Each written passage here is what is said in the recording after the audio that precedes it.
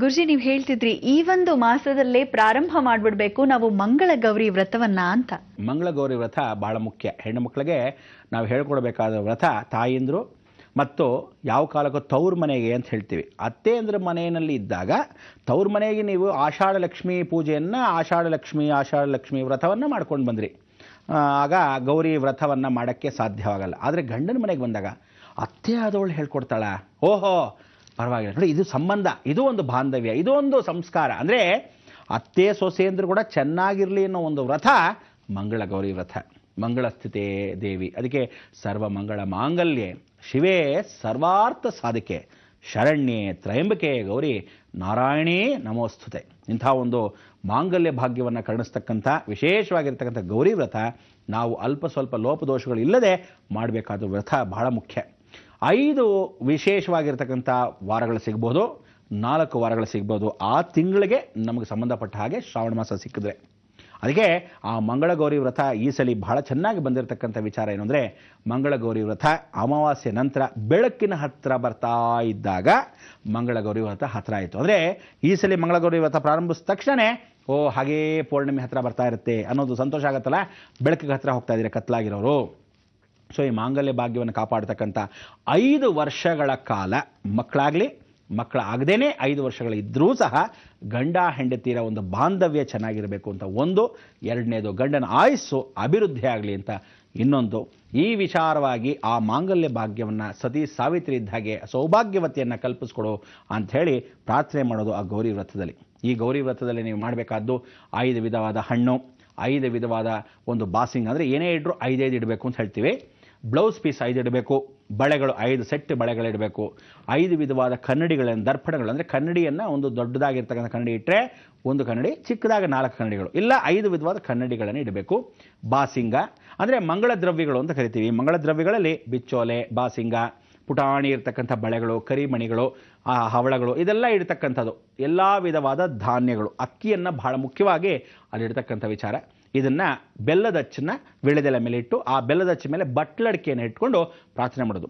5 ವಿಧವಾದ ಬಟ್ಲಡಿಕೆ, ಆ 5 ವಿಧವಾದ ಬಟ್ಲಡಿಕೆ ಇಟ್ಕೊಂಡು ಅರ್ಶಿನ ಕುಂಕುಮವನ್ನು ಕೊಟ್ಟು ಪ್ರಾರ್ಥನೆ ಮಾಡ್ಕೊಳ್ತಕ್ಕಂಥ ವಿಧಿವಿಧಾನ ಭಾಳ ಸಂತೋಷ. ಅಂದರೆ ಈ ವಿಧಾನಕ್ಕೆ ನೀವು ಪ್ರಾರ್ಥನೆ ಮಾಡ್ಕೊಳ್ಬೇಕಾದ್ರೆ ಗೌರಿ ವ್ರತವನ್ನು ಭಾಳ ಚೆನ್ನಾಗಿ ಪ್ರಾರ್ಥನೆ ಮಾಡ್ಕೋಬೇಕು. ನಮ್ಮ ಯಜಮಾನ್ರಿಗೆ ಚೆನ್ನಾಗಾಗಬೇಕು ಅಂದರೆ ಅವಳು ದಿನನಿತ್ಯ ಅರ್ಶಿನ ಸ್ನಾನ ಮಾಡಬೇಕು. ದಿನ ಬೆಳಗ್ಗೆ ಹೊತ್ತು ಸಾಯಂಕಾಲದ ಹೊತ್ತು 2 ಹೊತ್ತು ದೀಪ ಹಚ್ಚಬೇಕು. ತುಪ್ಪದ ದೀಪವನ್ನೇ ಹಚ್ಚಬೇಕು. ಮಣೆಯ ಮೇಲೆ ಉತ್ತರಾಭಿಮುಖಕ್ಕೆ ಕೂತ್ಕೊಳ್ಳೋಕ್ಕಿಂತ ಪೂರ್ವಾಭಿಮುಖಕ್ಕೆ, ಅಂದರೆ ನೀನು ಉತ್ತರ ನೋಡಬೇಕು, ದೇವರುಗಳ ಪೂರ್ವ ನೋಡಬೇಕು. ಯಾವತ್ತೂ ದೇವ್ರನ್ನ ಕೆಲವರು ಉತ್ತರಕ್ಕೆ ಇಟ್ಬಿಡ್ತಾರೆ, ಇವ್ರು ಪೂರ್ವ ಕೂತ್ಕೊತಾರೆ. ಯಾವ ತಿಳ್ಕೊಳ್ಳಿ, ಈ ಗೌರಿ ವ್ರತ ಅಂದರೆ ಲಕ್ಷ್ಮೀನ ಇಡಬೇಕಾದ್ರೆ ಉತ್ತರ ಅವಳು ನೋಡಬೇಕು, ನೀವು ಪೂರ್ವ ನೋಡಬೇಕು. ಅದೇ ರೀತಿಯಾಗಿ ಈ ಗೌರಿ ಅಂದರೆ ಸ್ಮರಣೆ ಮಾಡಿಕೊಂಡಾಗ ಈ ಶಿವನ ಅಂಶ ಅಂತ ಹೇಳಿದಾಗ ಪೂರ್ವಾಭಿಮುಖಕ್ಕೆ ನೋಡಬೇಕು, ನೀವು ಉತ್ತರ ಕೂತ್ಕೋಬೇಕು. ಉತ್ತರೇ ಉದೇನ್ಮುಖಿಂತ ಸ್ಮರಣೆ ಮಾಡ್ಕೊಂಡು ಪ್ರಾರ್ಥನೆ ಮಾಡಬೇಕು. ಒಂದು ಕಲಶವನ್ನು ಇಡಬೇಕು. ಕಲಶನ ಬಿಟ್ಟಾಗ ತೆಂಗಿನಕಾಯಿ ಯಾವ ಕಾಲಕ್ಕೂ ತಿಳ್ಕೊಳ್ಳಿ, ಕಲಶದ ಮೇಲಿಡೋದಲ್ಲ, ಪಕ್ಕದಲ್ಲಿ ಇಡಬೇಕು. ಅಂದರೆ ಅವಳಿಗೆ ನೀವು ಮರದ ಭಾಗನ ಕೊಟ್ಟ ಹಾಗೆ, ಅವಳಿಗೆ ನೀವು ಈ ತಾಂಬೂಲವನ್ನು ಕೊಟ್ಟ ಹಾಗೆ. ವಿಳೆದೆಲೆ, ಅಡಿಕೆ, ತೆಂಗಿನಕಾಯಿ. ಅಡಿಕೆ ಯಾವಾಗಲೂ ಈ ಪೂಜೆಗೆ ಮಾತ್ರ ಬಟ್ಲಡಿಕೆ ಉಪಯೋಗ, ಚೂರಡಿಕೆ ಉಪಯೋಗಿಸಲೇಬಾರ್ದು, ಬಟ್ಲಡಿಕೆನೇ ಉಪಯೋಗಿಸ್ಬೇಕು. ಬಟ್ಲಡಿಕೆ ಜೊತೆಗೆ 5 ವಿಧವಾದ ಮಣ್ಣನ್ನು, 5 ವಿಧವಾದ ಮಣ್ಣನ್ನು ಅಂದರೆ ಪಂಚಗೌರಿ ವ್ರತ. ಆ ಪಂಚಗೌರಿ ವ್ರತದಲ್ಲಿ ನೀವೇನು ಮಾಡಬೇಕು, 5 ನೀರುಗಳನ್ನ ದೇವಿನ ಪ್ರಾರ್ಥನೆ ಮಾಡಬೇಕು. 5 ಸ್ಮರಣೆ ಮಾಡ್ಕೊಳ್ಳೋದೇನು ಅಂದರೆ, ಒಂದು ಗಂಗಾ ಸ್ಥಾಳಿ, ಪುಟಾಣಿ ಗಂಗಾ ತಾಳಿನ ಕಾಶಿನ ತಂದಿರ್ತೀರ, ಅದು ಇಟ್ಕೋಬೇಕು. ಅದಾದಮೇಲೆ ನಿಮ್ಮ ಮನೇಲಿ ಬಾವಿ ಇರುತ್ತೋ ಅಥವಾ ನಿಮ್ಮ ಮನೆಗೆ ಕೊಳಾಯಿ ನೀರು, ಯಾವುದೋ ಒಂದು ಗಂಗೆ ನೀರು ತಿಟ್ಟಿರ್ತೀರ, ಗಂಗೆ ಚಮನೆ ಚೇವ ಅಂತ ಹೇಳ್ಬಿಟ್ಟು ಆ ನೀರು 2ನೇ ನೀರು. 3ನೇದು ನದಿ, 4ನೇದು ಸಮುದ್ರ.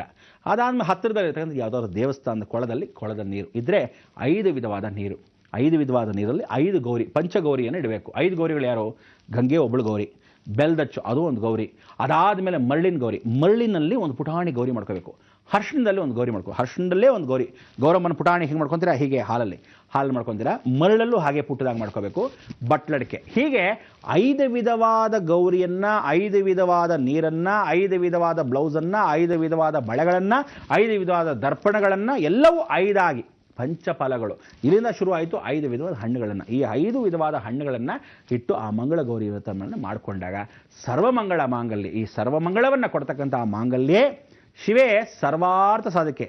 ಶಿವೇ ಸರ್ವಾರ್ಥ ಸಾಧಿಕೆ ಅಂತ ಓದ್ಬಿಡಬಾರ್ದು. ಶಿವೇ ಸರ್ವಾರ್ಥ, ಜೀವನದ ಎಲ್ಲ ಅರ್ಥಗಳು ಸರ್ವಾರ್ಥ ಸಾಧಿಕೆ ಸಾಧಿಸ್ತಾಳೆ ಖಂಡಿತವಾಗಿ ಸಾಧಿಸ್ತಾಳೆ.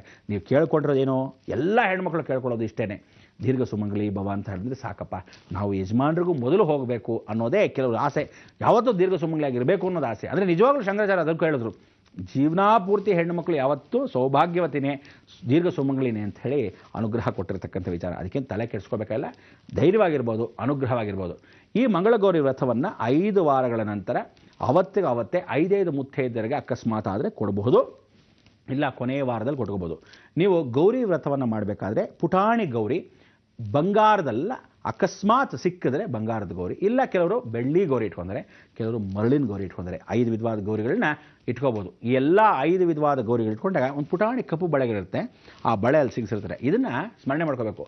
ಕೆಲವರು ಈ ಗ್ರಾಮಕ್ಕೆ ಹೋದಾಗ ಗ್ರಾಮ ದೇವತೆ ಹತ್ರ ಬಳೆಗಳು ಚಿಕ್ಕ ಚಿಕ್ಕ ಬಳೆಗಳನ್ನೇ ಸುತ್ತಿಟ್ಟು ಇಷ್ಟೊಂದಿರುತ್ತೆ, ಅದನ್ನು ತಗೊಂಬನ್ನಿ 5 ಮರಳುಗಳು ತಂದಿದ್ದು ಹೇಳಿದ್ನಲ್ಲ, ಆ 5 ಮರಳುಗಳು ನಿಮ್ಮ ಮನೆ ಹತ್ರ ಇರೋ ಮರಳು, ತುಳಸಿ ಕಟ್ಟೆಯಲ್ಲಿರ್ತಕ್ಕಂಥ ಮರಳು, ನದಿ ಹತ್ತಿರ ಇರ್ತಕ್ಕಂಥ ಮರಳು, ಸಮುದ್ರದ ಇರ್ತಕ್ಕಂಥ ಮೊದಲು ಈ ಮರಳು ಅಂದರೆ ಮಣ್ಣು ಅಂತ ಇಟ್ಕೊಂಬಂದ್ರೆ ಮರಳೆ 5 ವಿಧವಾದ ಮಣ್ಣನ್ನು ತೊಗೊಂಬೋದು, ಮುಷ್ಟಿಯಲ್ಲಿ ಇಟ್ಕೊಂಡು ಒಂದು ಗೌರಿಯನ್ನು ಮಾಡೋದು. ಅದ್ರ ಮೇಲೆ ಆ ಬಳೆಗಳನ್ನಿಟ್ಟು ನಿತ್ಯ ಅರಿಶಿಣ ಕುಂಕುಮ, ಅಂದರೆ ಈ ವಾರ ಮಾಡಿದ್ರೆ ಮುಂದಿನ ವಾರದವರೆಗೂ ಹಾಗೆ ಇರ್ಬೋದು, ಬೇಕು ಅಂದರೆ ಸ್ಥಳ ಇತ್ತು ಅಂದರೆ. ಇಲ್ಲ ಪೂಜೆ ಆಗೋಯ್ತು ನಾಳೆ ಬೆಳಗ್ಗೆ ತೆಗೆದುಬಿಡಿ, ತಿರುಗಿ ನೆಕ್ಸ್ಟ್ ವೀಕ್ ಮತ್ತೆ ಜೋಡಿಸ್ಕೊಂಡು ಮಾಡ್ತಾ ಹೋಗಬೇಕು. ಈ ಬ್ಲೌಸ್ ಪೀಸ್ಗಳು ಏನು ಸೇರ್ತಾ ಹೋಗುತ್ತೆ ಎಲ್ಲರಿಗೂ ಅರಿಶಿಣ ಕುಂಕುಮ ಕರಿಯಕ್ಕೆ ಕೊಡಬೇಕು. ಮಂಗಳಗೌರಿ ವ್ರತವನ್ನು ಮಾಡಿದ್ರೆ ದೀರ್ಘಾಯುಷ್ಯ ಕೊಡುತ್ತೆ.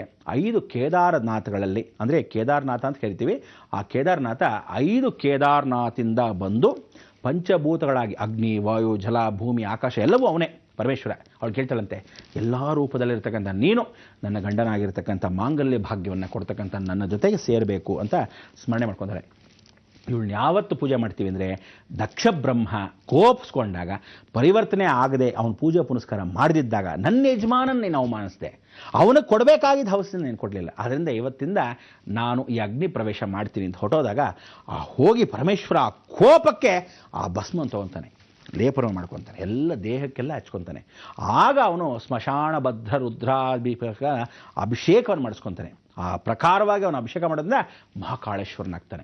ಆ ಉಗ್ರ ಸ್ವರೂಪದಲ್ಲಿ ಆ ಭಸ್ಮದಲ್ಲಿ ಅವಳನ್ನ ಗೌರಿನ ತಂದ ಮೇಲೆ ಮತ್ತೆ ಪುನರ್ಚೇತನ. ಅದಕ್ಕೆ ಸತೀಶ ಅಂದರೆ ಯಾವತ್ತೂ ಸತ್ಯ ಮತ್ತು ಈಶನ ಮಧ್ಯದಲ್ಲಿ ಯಾವತ್ತು ಸತ್ಯಂ ಶಿವಂ ಸುಂದರಂ, ಆ ಸುಂದರವಾಗಿರ್ತಕ್ಕಂಥ ಗೌರಿಯನ್ನು ಇವನೇ ಸೃಷ್ಟಿ ಮಾಡ್ತಾನೆ. ಅದಕ್ಕೆ ಸ್ವರ್ಣಗೌರಿ ಗೌರಿ ಹಬ್ಬ ನಾವು ಮಾಡೋದೇನಕ್ಕೆ? ಸ್ವರ್ಣಗೌರಿ ವ್ರತ. ಈ ಮಂಗಳ ಗೌರಿಗಳನ್ನ ಅನುಗ್ರಹ ಮಾಡಿದಾಗ ಆ ಸ್ವರ್ಣಗೌರಿ 5 ವಿಧವಾದ ಗೌರಿಯನ್ನು ಅನುಗ್ರಹಿಸಿದ್ದಿ. ಎಲ್ಲವೂ ಕಾಯ ವಾಚ ಮನಸ್ಸ ಇಂದ್ರಿಯಗಳೆಲ್ಲ ಸರಿಪಡಿಸ್ಕೊಂಡು ನಮ್ಮ ಗೌರಿ ವ್ರತವನ್ನು ಆಚರಿಸ್ತಕ್ಕಂಥ ಒಂದು ಹೆಣ್ಣು ಮಕ್ಕಳಿಗೆ ಅತ್ತೇ ಕೈಯಲ್ಲಿ ಮಾಡಿಸ್ಕೊಳ್ಳೋ ವ್ರತ ಇದು. ಗಂಡನ ಮುಂದೆ ಮಾಡ್ತಕ್ಕಂಥ ವ್ರತ ಇದು. ಹೆಣ್ಣು ಮಕ್ಕಳು 5 ವರ್ಷಗಳ ಕಾಲ ನನ್ನ ಸೊಸೆ ಮಾಡಬೇಕಿದು, ನನ್ನ ಮನೆಯಲ್ಲಿ ಮಾಡಿದಾಗ ಮಂಗಳಗೌರಿ ವ್ರತವನ್ನು ನನ್ನ ಮಗನ ಆಯಸ್ಸು ಕ್ಷೀಣ ಆಗುತ್ತೆ, ಆ ಕ್ಷೀಣವಾಗ್ತಾ ಇರೋದನ್ನು ಪರಿವರ್ತನೆ ಮಾಡಿಕೊಂಡು ಅಭಿವೃದ್ಧಿ ಪಡಿಸೋಕ್ಕೆ ನನ್ನ ಸೊಸೆ ಕೈಯಲ್ಲಿ ಮಾಡಿಸ್ಬೋದು. ಆಗ ಅವನಿಗೇನಾದರೂ ದೋಷಗಳಿದೆ, ಲೋಪ ದೋಷಗಳು ಪರಿವರ್ತನೆ ಆಗಲಿ, ಅವನು ಚೆನ್ನಾಗಿದ್ದರೆ ಇವಳು ಚೆನ್ನಾಗಿರ್ತಾಳೆ, ನನಗೂ ಸಂತೋಷ ಆಗುತ್ತೆ ಅಂತ ತಾಯಿಯಾದವಳು ಪಾಪ ಮಗನ ಒಂದು ಆಸೆಗೋಸ್ಕರ ಸೊಸೆ ಕೈಯಲ್ಲಿ ಮಾಡಿಸೋದು. ನಿಜ ನೋಡಿ, ಎಂಥ ಸಂಸ್ಕಾರಗಳು, ಎಂಥ ಸಂಪ್ರದಾಯಗಳು ನಮ್ಮಲ್ಲಿ. ಅತ್ತೆ ಸೊಸೆ ಕೂಡ ಒಳ್ಳೆ ಚೆನ್ನಾಗಿ ಬಾಂಧವ್ಯ ಇರಲಿಕ್ಕೋಸ್ಕರ ಈ ಒಂದು ಮಾತಾಡ್ತಕ್ಕಂಥ ವಿಚಾರ. ಅದರಿಂದ ಇಷ್ಟೆಲ್ಲ ಒಂದು ಸಂದರ್ಭದಲ್ಲಿ ನಾವು ಆ ಮನೆ ಮೇಲೆ ಇಟ್ಟಿರ್ತಕ್ಕಂಥ ಗೌರಿ ವ್ರತವನ್ನು ಭಾಳ ಚೆನ್ನಾಗಿ ಜ್ಞಾಪಕ ಇಟ್ಕೊಳ್ಳಿ. ಪೂರ್ವಾಭಿಮುಖ ಅದಿರಬೇಕು, ನೀವು ಉತ್ತರ ಕೂತ್ಕೊಂಡು ಪೂಜೆಯನ್ನು ಮಾಡಬೇಕು.